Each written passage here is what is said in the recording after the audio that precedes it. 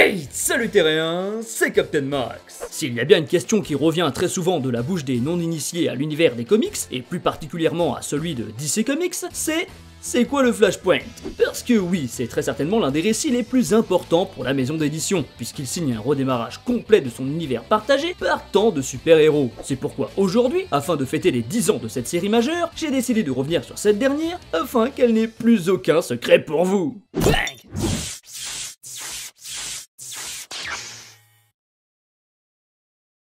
En 2010, Marvel détient la moitié des parts de marché concernant la vente des comics, et alors que les indés se partagent environ 20%, le géant qu'est DC peine à suivre son concurrent principal avec ses 30%. Il était alors en pleine chute libre depuis quelques années, malgré la réussite des 2 premiers films Batman de Nolan au cinéma, sans compter que le MCU était tout juste en train de se former et était encore loin d'être à son sommet. Parce que oui, DC a toujours voulu jouer sur la continuité de son histoire, qui est évidemment très compliquée, aussi bien pour les lecteurs que pour les artistes.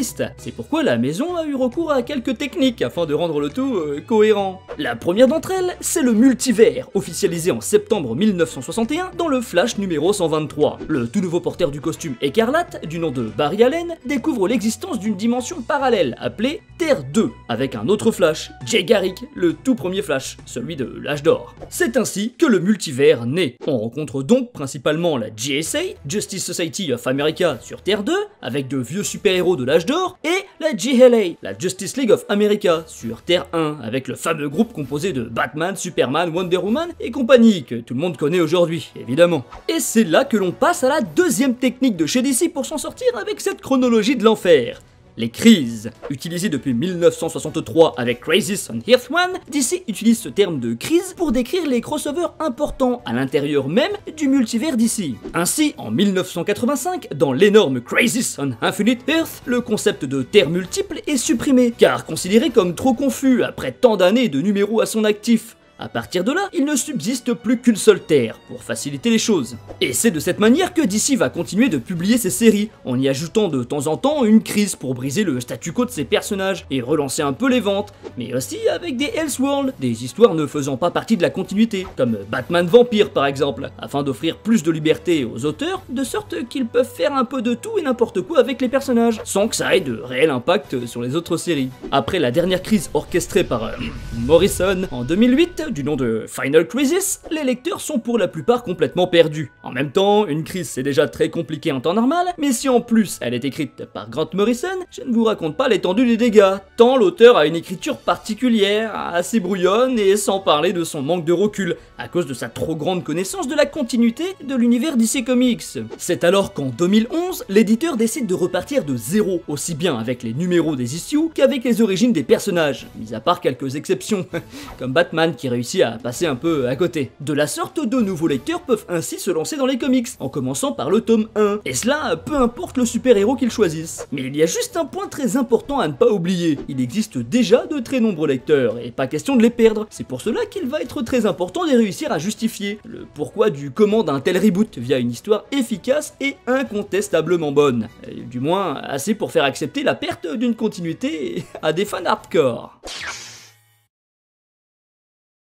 Du coup, on arrive enfin à la question la plus importante. Le Flashpoint, c'est quoi ? Pour chaque liquide, il existe une température à partir de laquelle se forment des vapeurs en quantité suffisante pour former avec l'air un mélange inflammable pouvant être allumé par une flamme ou une étincelle électrique, mais insuffisamment pour que la combustion amorcée puisse se poursuivre d'elle-même si la source d'inflammation est supprimée. Cette température minimale, appelée point éclair ou flashpoint en anglais, est donc la température minimale à partir de laquelle, dans des conditions d'essai spécifiques, un liquide dégage une quantité suffisante de gaz inflammable pour s'embraser au contact d'une source d'allumage. Merci, mais là on parle de comics, Jamy. Et puis, t'as rien d'autre à faire, toi, là? Et bah, vu que les dernières vidéos que j'ai montées sur ta chaîne, elles intéressent pas les gens, Hellboy, bah je vais plutôt m'occuper de mes propres vidéos. Oui, bah allez, hein, sans commentaire, oust. Les spectateurs te retrouveront sur ta chaîne s'ils veulent retrouver ta sale tronche. Bon, plus sérieusement, le Flashpoint est un récit de comics en 5 issues, c'est-à-dire un fascicule kiosque aux USA. C'est aussi un crossover, ce qui signifie donc que des personnages de différentes séries se rencontrent dans une seule et même histoire. Ce récit principal va alors se voir accompagné par des tie-in, d'autres histoires rattachées à celui-ci, qui ne sont pas essentielles, mais qui développent un peu plus l'univers et les personnages en question. Bon, maintenant, attention, à partir de là, je vais vais vraiment commencer à spoiler Flashpoint, donc si vous voulez le découvrir par vous-même, je vous invite grandement à quitter la vidéo et à vous jeter sur le comics éponyme publié par Urban Comics en français dans 2 très belles éditions. Dans cette histoire, Barry Allen, alias Flash, trouve sa vie bouleversée du jour au lendemain, sans trop d'explications. Il n'a plus de super pouvoirs, il perd peu à peu la mémoire, sa mère n'est pas morte, Superman n'existe pas, et Batman n'est plus celui qu'il connaissait. Mais il est maintenant Thomas Wayne, devenu le protecteur de Gotham, le soir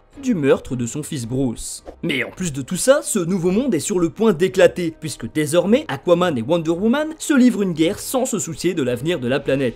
Il va donc devoir comprendre comment il est arrivé dans ce monde alternatif et chercher à revenir dans le sien. Mais après avoir suspecté le professeur Zoom, son terrible rival, il va comprendre qu'il était finalement le responsable de ce changement. En effet, alors qu'il était sur la tombe de sa mère, le soir de son anniversaire, quelque temps après avoir appris que c'était Zoom le meurtrier de cette dernière, il décida de remonter le cours du temps pour l'en empêcher. C'est alors qu'il chamboula l'histoire en créant ce futur alternatif. C'est suite à quelques péripéties et après avoir retrouvé ses pouvoirs qu'il use une nouvelle fois de ces derniers pour se rattraper lui-même avant qu'il ne sauve sa mère des mains de sa terrible némésis. Et c'est ainsi, alors qu'il pense enfin être revenu dans la bonne timeline, qu'il va créer le New 52, une continuité alternative mélangeant l'univers de DC avec celui de Vertigo et de Wildstorm, d'où l'apparition de personnages tels que The Grifter, qui appartenait à l'époque à la maison d'édition Wildstorm avant d'être racheté. C'est de cette manière qu'est expliqué le New 52, l'effacement de toute la chronologie précédente, offrant une nouvelle porte d'entrée pour les lecteurs.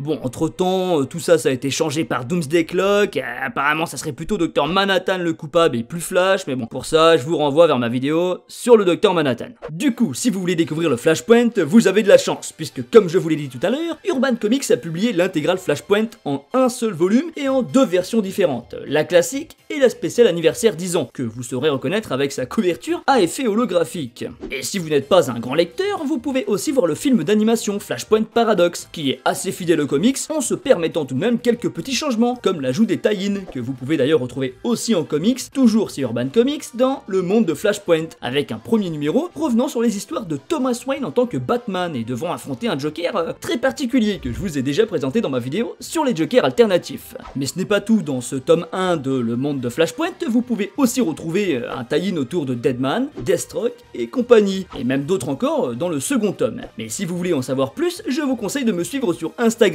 J'ai déjà donné mon avis sur ce tome. Et si vous voulez aller encore plus loin, enfin plus en arrière du coup, vous pouvez aussi lire le Prélude qui revient sur les derniers numéros de Flash publiés juste avant le Flashpoint, afin de comprendre la psychologie du personnage. Eh bien voilà, j'espère que c'était assez clair et que cette vidéo vous aura plu. Si c'est le cas, vous savez comment me le faire savoir. Et si vous n'aimez pas certains sujets et que vous en désirez, eh bien n'hésitez pas à me le dire dans les commentaires, c'est fait pour ça. Car je vois bien que dans toutes les vidéos que je sors, certaines ne vous intéressent pas du tout. Sur ce, je vous dis merci encore et à très bientôt, terrien.